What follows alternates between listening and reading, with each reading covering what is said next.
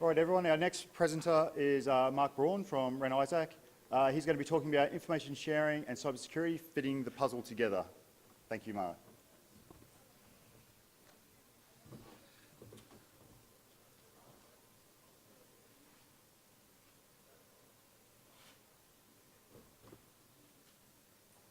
There we go. There we go. These next couple of slides have very little to do with my presentation. I just thought they were just great. I don't know who made these, but the landscape is craggy enough, right? So you can read my bio, of course, in the materials. We won't waste any of your time going through that. The Ren Isaac is now, how old? 2001. Our current president, President Michael McRobbie, and I founded the Ren Isaac in 2001. We'll get a little bit more into that. But there's some preliminary information that I think we should go through to get there. And some of this is, I think, me commiserating with all of you about some of the things that we're dealing with. And David and Marianne set me up quite nicely with their presentation earlier, and we'll just take off on some of that. But just to go through these really nifty, craggy, landscapey sorts of things.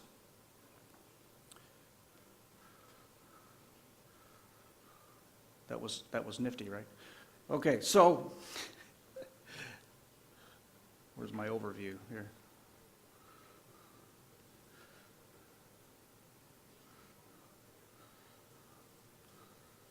There we go. All right, so some of these things, again, commiserating, right? So you know what you know, and you don't know what you don't know, right? So there's if you watch those Hotels.com commercials, there's a Captain Obvious statement if I ever saw one, right? Because what you're dealing with on a daily basis is the fact that you have your sphere of information, and then as something may happen to you, you find out that your sphere of information is too small for what you need to do. And then if you don't know what you don't know, then tailoring your resources to cover what you have to cover is not at all possible. So here's a question for you.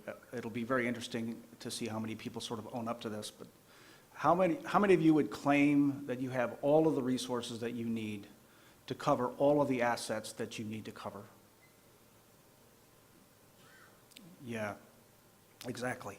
And so if you don't have the resources to cover the assets that you have to cover, then again, a Captain Obvious statement. How do you cover the assets that you need to cover?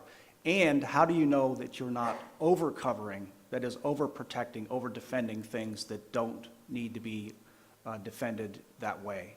So this is the fundamental problem that we're trying to solve, is with limited resources, identifying those critical assets that you need to cover given the resources that you have to spend.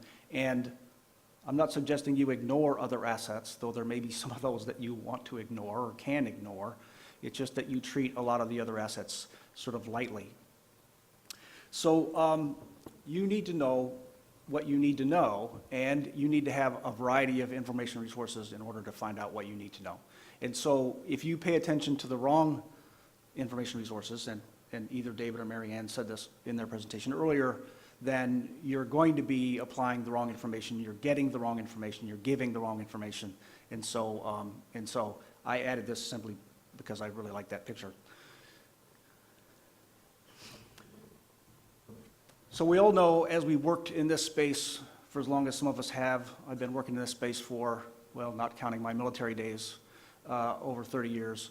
And you know that everything that you do has almost an immediate reaction, right? It's almost always a negative reaction, but there's always a reaction, correct? And so your job as security professionals is to apply the appropriate amount of defense without causing an inordinate amount of inconvenience, right? Everybody should have this tattooed on their left arm or something, because this is what we're expected to do day in and day out. So we just implemented at Indiana University, where I'm from, of course, we implemented two-factor authentication using Duo, and it's gone over surprisingly well. Sometimes I look at the CIO and he looks at me, and we think, well, when's the next shoe going to drop? Because it actually went quite well. Though a group of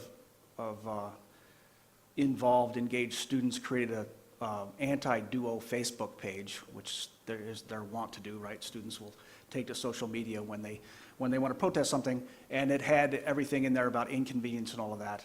But by and large, it was rolled out, I think, well. The communication was done well. But you have to realize, given who you all are, that two-factor authentication, right? We had problems going from passwords to passphrases, right? So you know that there's going to be problems going from passphrases to two-factor authentication. So how many of you have implemented in a significant way defined differently for many of us, but how many of you implemented two-factor authentication in a significant way in your organizations? I count 5, maybe, right? So in some cases, significant way might be, in front of payroll systems or in front of health systems or something. If you now log into the Indiana University Central Authentication System, you have to provide a second factor, and that second factor for almost all of us is that we have the Duo Mobile installed, and you get a little, little flash up on your phone, and you have to accept, and then you get in. And that's for almost every place where you can actually make that happen, right? So VPN, on student systems, on email, any place where it's technically possible to do that, we have done that. And so somebody might look at that and think, well, that's sort of a security where there's going to be perceived a lot of inconvenience. But what we were able to do, I think, was implement it such that the reaction was more positive than it was negative. So many universities in the States, at least, had direct deposit redirected, right, through phishing scams and what have you. Well, that affected some of our senior leadership, and when that happens, things that might otherwise be perceived as negative suddenly become positive. Convenience is correct, so that's how we were able to do some of that. But, and again, the presentation prior got into this a bit, there is no guarantee. We know that. This is the other thing that some of us in this profession should have tattooed somewhere on our body anyway, or at least on a placard on the wall, is that there are no guarantees and that breaches are going to happen. So one of the questions at the end of the session earlier was, well, you said informal response. Well, what is it now? Is it, I'm paraphrasing the question, of course, but is it formal now or is it still informal? And so I would suggest that if you've gone through some of these, and most of us have gone through at least a few incidents, breaches or what have you, you ought to now have a formal response. You ought to have something that kicks in given certain triggers. And if you don't, then first off, I would think that means that you haven't experienced at least any significant breaches at all. But if you experience significant breaches and you do not now have sort of a formal process with defined triggers, I'm not sure what it would take to teach you that this is something that you will need to happen. So the best antidote for all of this is, of course, information. So if you take in as much information as you can take in, if you use trusted sources, if you know your environment, all of this is information into this magical device that then spits out what you need it to spit out. And so you can see some of the things there.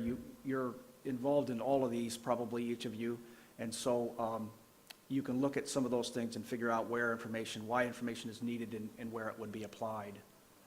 So here's some, I think, a better way to look at some of this.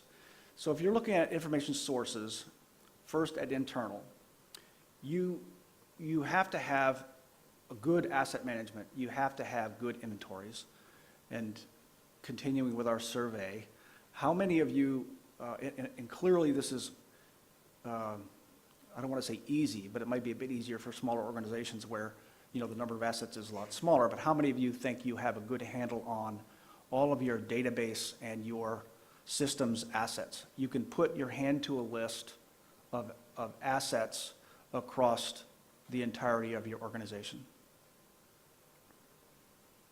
I see 1, 2, maybe we can get you two to do a presentation on that a bit later on. It's very difficult. We have, and of course, the question you want to ask is if something happens somewhere else, right? If something happens at Purdue, you know, we want to know if that's going to affect us. And so the question is that we would ask our technical people is, do we have that? If that happened on a particular kind of system, a particular kind of software application at Purdue, our question of our technicians would be, do we have that? And then, of course, the technical people will provide you with all manner of jargon, and you know, you have to try to figure out whether that's what was affected or not. The functional staff, then you want to ask, do you do this? So if the problem elsewhere had to do with PeopleSoft or some other application, or some specific kind of use of those applications, you want to be able to ask the functional staff, do you do this? Are you using that software in this way that was exploited elsewhere? And then the users, of course, are always ahead of us. This is happening to me. Can you help me? How did I get into this situation? Please fix it. And so that's the other information source, internal information source, obviously, is the users who are complaining about what's happening to them. Externally, there's a lot of different sources, of course. There's the trades. You read magazines. You look at you know, CNN and all manner of different sources where these things are reported. And you know, the question is, are we understanding what the trends are? Do we understand what people are saying? Does it affect us? Is it something that we need to pay attention to? And trends, of course, I think, again, another Captain Obvious statement is trends put you ahead of the curve as long as the trends stay as they're being reported, right? So you got to keep an eye on that. Vendors, obviously, if you have particular software, particular systems, they provide patches. You consult with them. They provide advice. And so vendors are a big source of good information. Government agencies, and again, David and Marianne mentioned this earlier, I think in the U.S. they're getting better. They used to send us these flash bulletins, some of you who get these or got these in the past, and all they really said was, we see something that sort of kind of looks like this, and then we'd have to go off and try to figure out whether we had anything in our environment that sort of kind of looks like that. There was no actionable information in those at all, and we complained vehemently about that, and then they started adding IP addresses. So the thing that we're kind of sort of seeing, it's coming from this list of 25 IP addresses, and so we would be able to load our IDSs with those addresses at least, and so they're getting better. And sharing information out of at least the US DHS and other agencies is getting better, but still they have a lot of information that we could use that we don't get. I'll talk about the system of ISACs, the hub of ISACs here in a couple of minutes. That's helping considerably. Relationships with your federal law enforcement agencies is great. In fact, our incident response manager left Indiana University to go to the FBI office in Indianapolis. And now we have a fairly good source. I don't want to put him on the spot and suggest that he's sharing inappropriately. He's not. But it is a good source for amplifying information if we need to get that from some of those. But then global advisories, of course, we're here at AusCERT.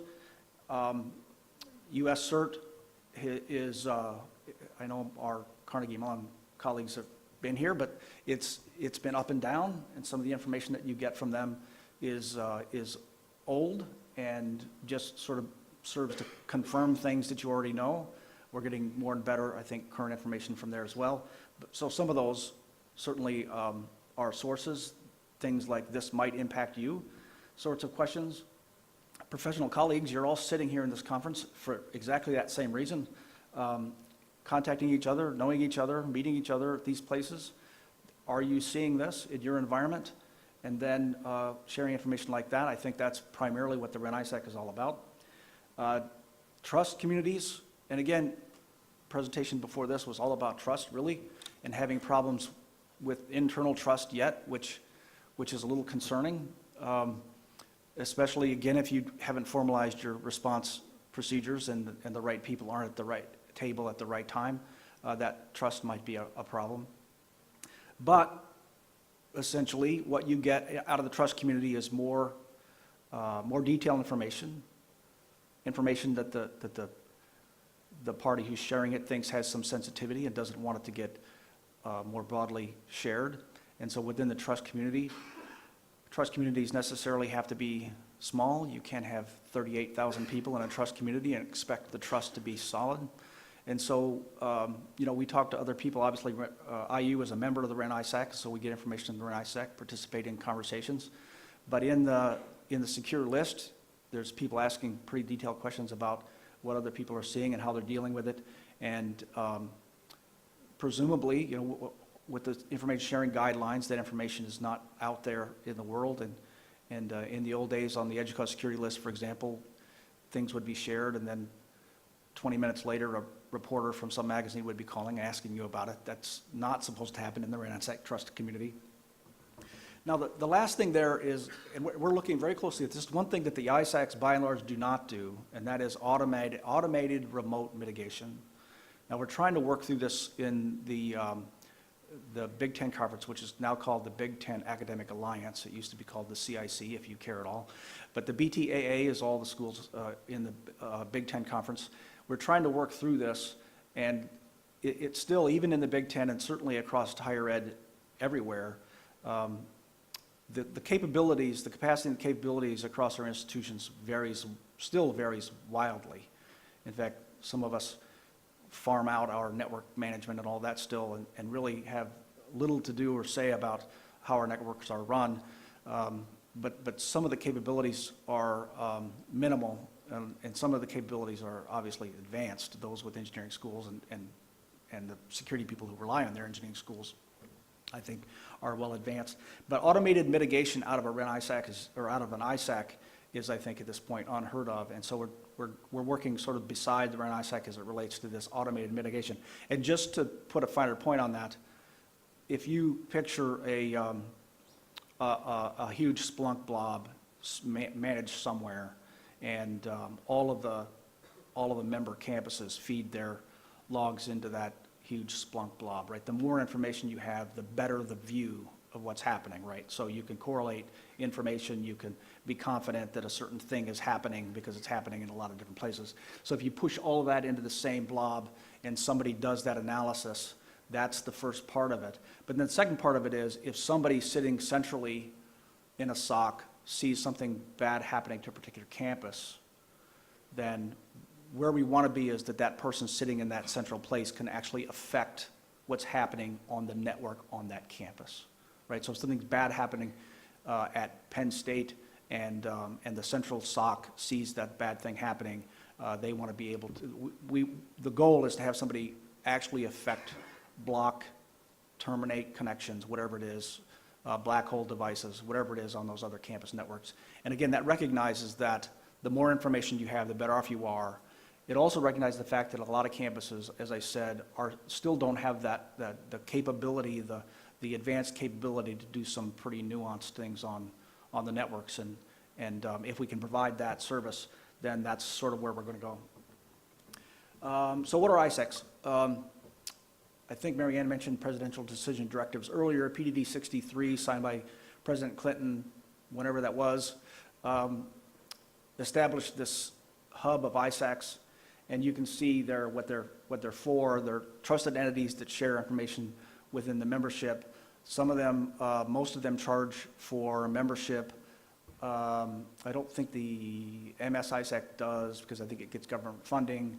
There's only two that I know of that do get government funding. One is the MS ISAC, and the other one is the Maritime ISAC, which I don't have much to do with, but it's a membership government sponsored as well. I could be wrong about that. I'm going to show you a list, and if anybody knows if any of these are government funded, U.S. government funded, then let me know. But you can see what they're there to do. Many of the ISACs established earlier on also have physical security responsibilities, so they'll come in and take a look at physical security. And the Energy ISAC, for example, the Transportation ISAC have a lot of physical security concerns. The REN ISAC does not do that, at least not yet, and so there's the difference. But the point is getting actionable information into the hands of the people who can take the action, right? So there's a list of U.S. ISACs. You can see all of them there. So how do we get into this? Well, Michael McRobbie, who, by the way, is, I think, born and raised between here and Brisbane, I think, in this area. I still can't do his accent, but regardless. He was in Singapore, of all places, and he was looking at a presentation being done by somebody there, and they were talking about these ISACs, and he did approach the person who was doing the presentation, and what we discovered at that time, again, 2001, 2002, was that there was no ISAC dedicated in any way, in fact, to the higher education and the research networking sector within the U.S. And so we started talking to what was then the NIPC, the National Infrastructure Protection Center, which was part of the FBI at the time. The NIPC is no longer there, it's now DHS. But we started talking to the head of that, the director of that, about how these ISACs work and all of that, and we signed an agreement with them in February of 2002, I believe, to establish the REN ISAC. The REN ISAC does, as I described, the same thing for research in higher ed, or research in higher ed networking that these other ISACs do for their sectors in particular. So among these, the most active is the financial services ISAC. You hear a lot from them, though they're sort of splintering a bit and creating a SOC that may or may not be run by their ISAC. So there's some splintering going on there. But several of these, a multi-state ISAC is for state and local governments in the U.S. and again, government funded for the most part, and are very active. I get a lot of stuff from the MS ISAC.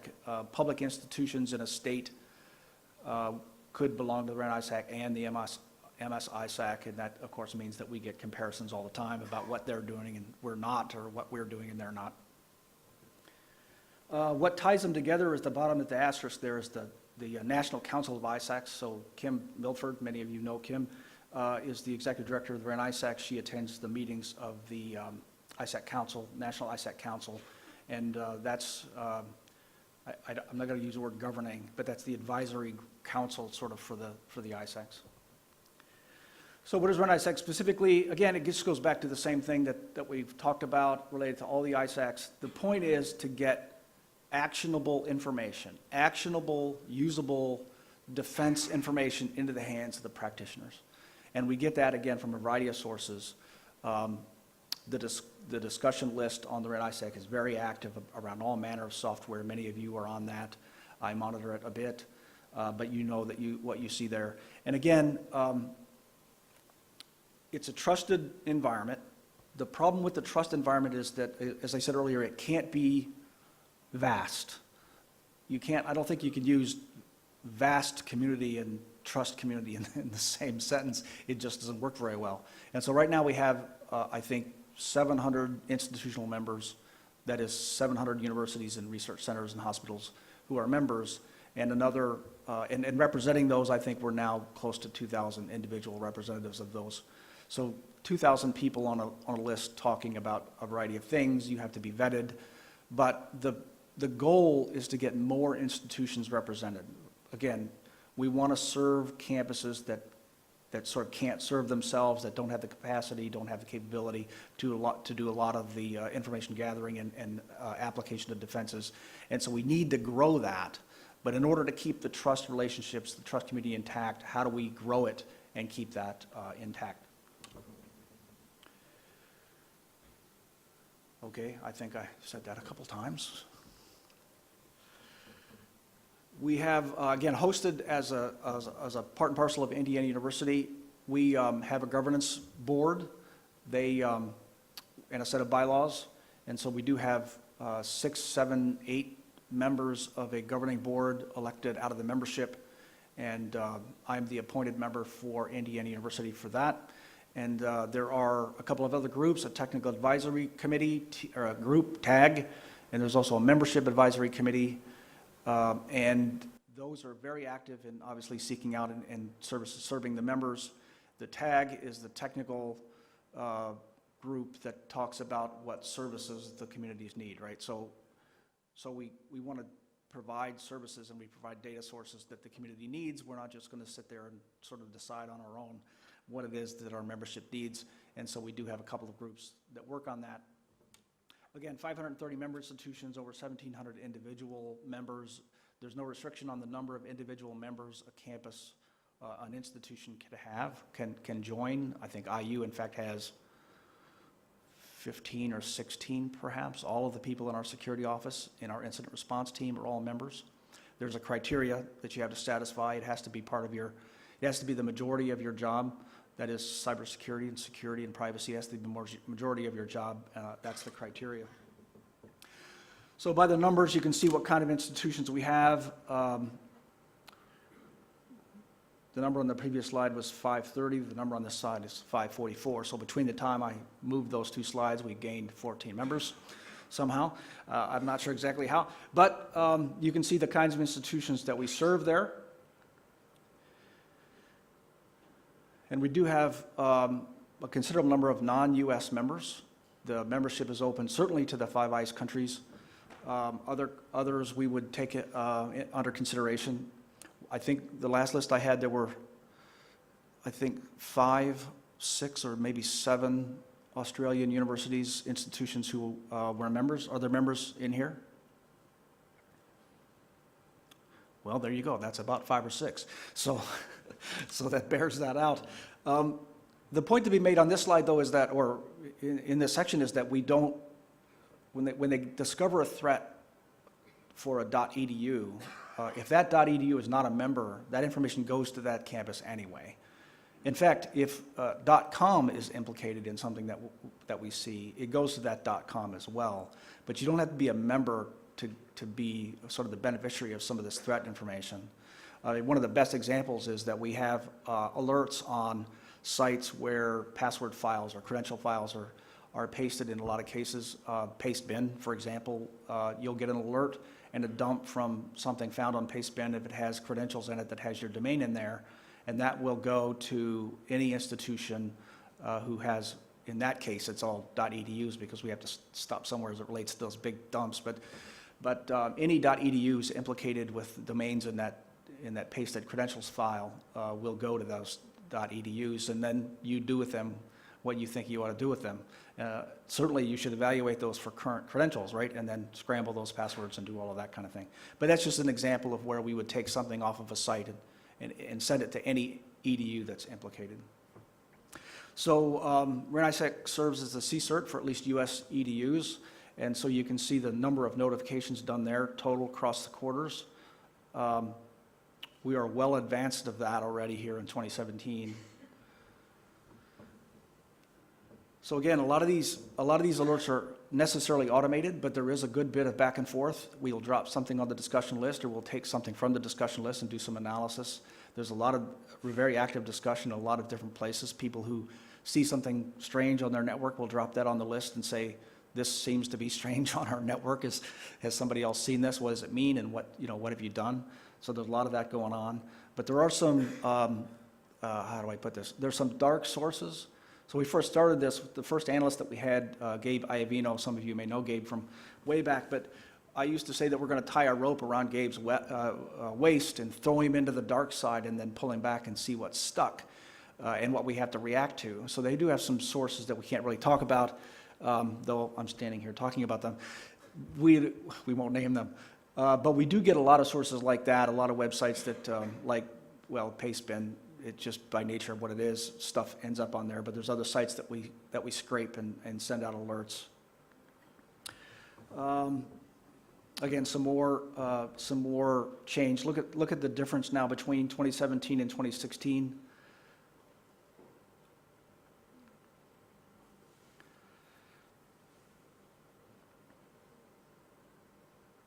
I'll stop and given the technical nature of some of this stuff, ignore any questions at this point.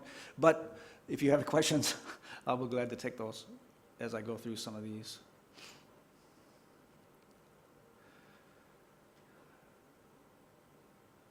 So we've had a relationship with SANS for a long time. We remarket the Securing the Human course series, which has been hugely successful. It's an excellent course for a general audience, and so it's very good. We've been repackaging that now for, I don't know, it must be a decade at this point, but that's been a huge partnership with SANS. And again, the more people we get sign up, the cheaper it is, right? So you get 70% off at this point, I think. Somewhere it says 70%. But the more people we get, obviously, the better we can do there. One of the things that we're also partnering with EDGECAUSE on is a cloud assessment, a vendor assessment tool.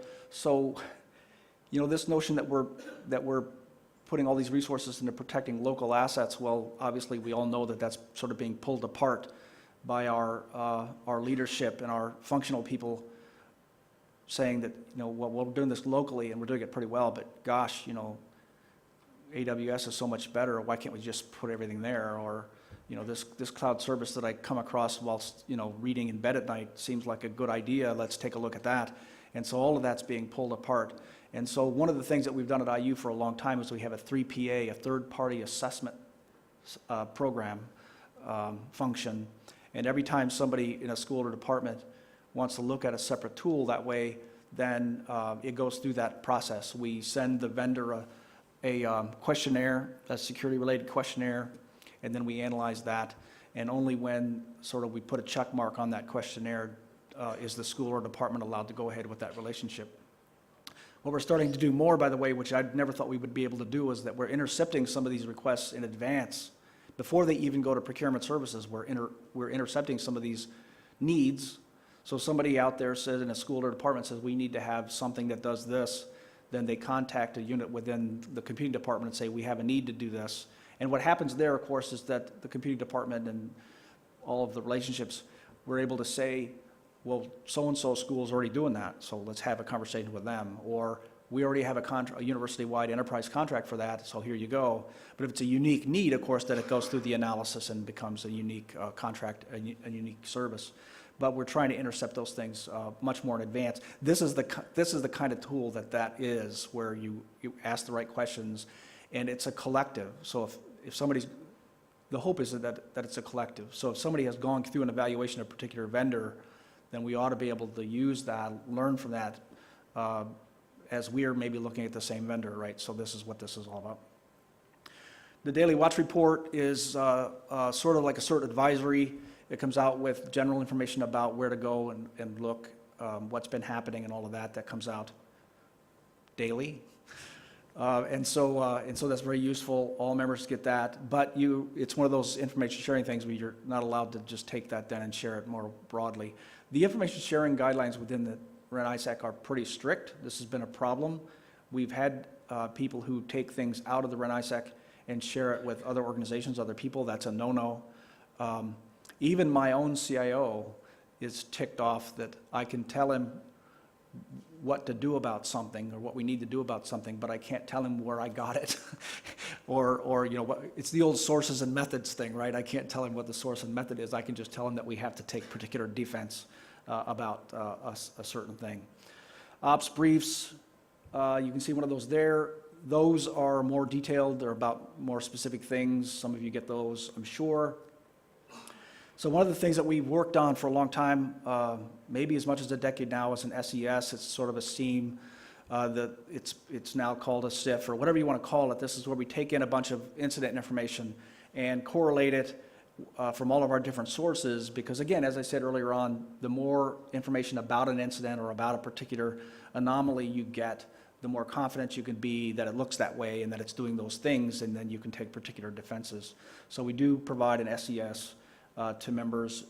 You can either put stuff in and get stuff out, or you can get stuff out.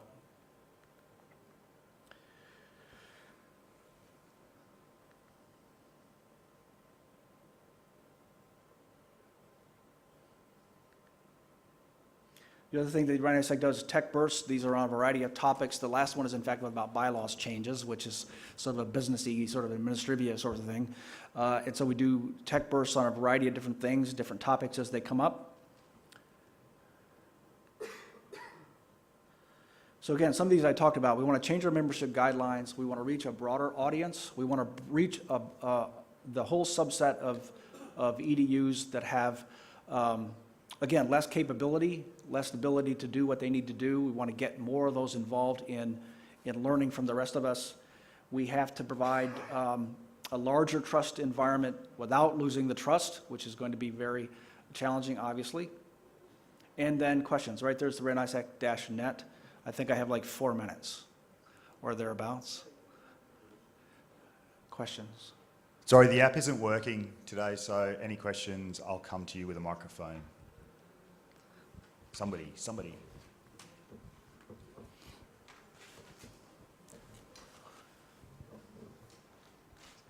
Hi, Nicholas Lynch from Hewlett-Packard Enterprise. I just wanted to understand if we're currently talking to vendors on threat.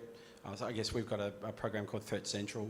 Does that extend into the vendor land? It does, but here's the criteria.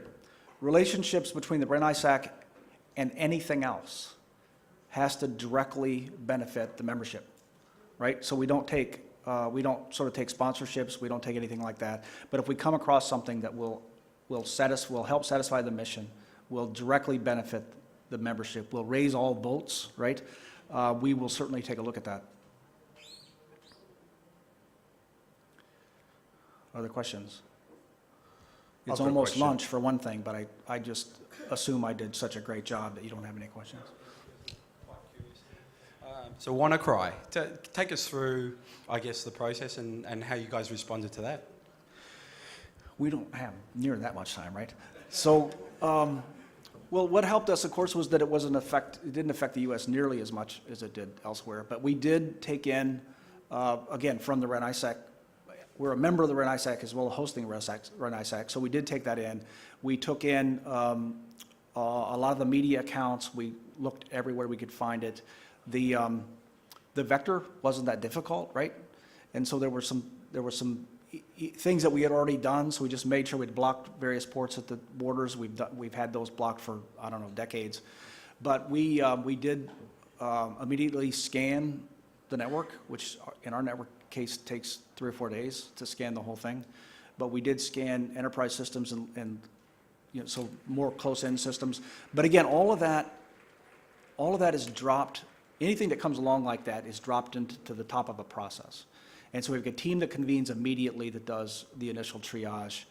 We draw in technicians as we need them. We draw in legal people when we need them. We draw in other people, functional people when we need them.